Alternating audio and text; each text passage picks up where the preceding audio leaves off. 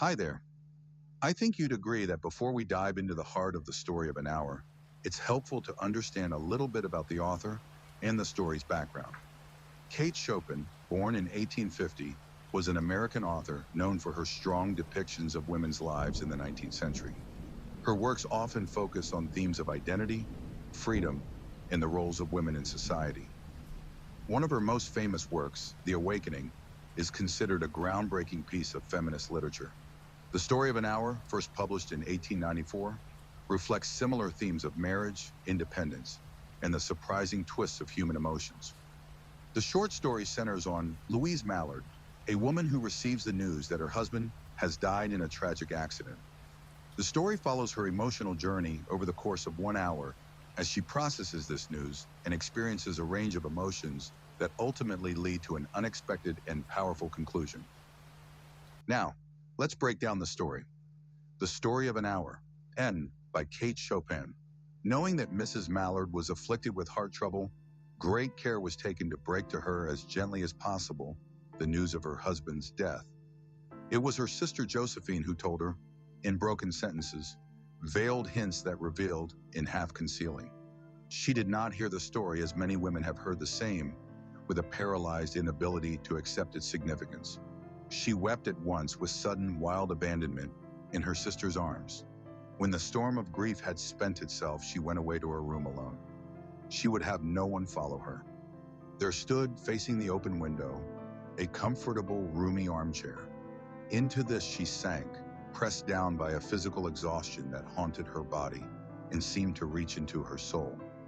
She could see in the open square before her house the tops of trees that were all aquiver with the new spring life. The delicious breath of rain was in the air. In the peddler's cart that had been parked there, the scent of the flowers was in the air. She was young, with a fair, calm face, whose lines bespoke repression and even a certain strength.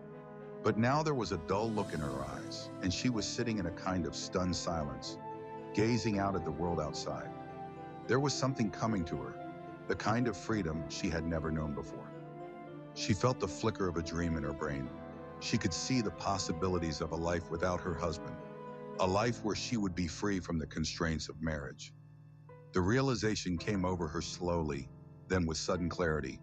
Free, body and soul free. Her heart was beating fast. She was at the very edge of an emotion she had never before understood or allowed herself to feel. She whispered again, free, free, free. The room was full of the sounds of life, birds chirping, the smell of spring in the air. But for Mrs. Mallard, it was a new life, a new world that she was embracing. She was alive again in a way that she hadn't been before. She opened the door to the room and descended the stairs, her body trembling with the excitement of what awaited her. As she stepped into the living room, she saw her husband standing in the doorway. He had been away for a time, Mrs. Mallard thought for a moment.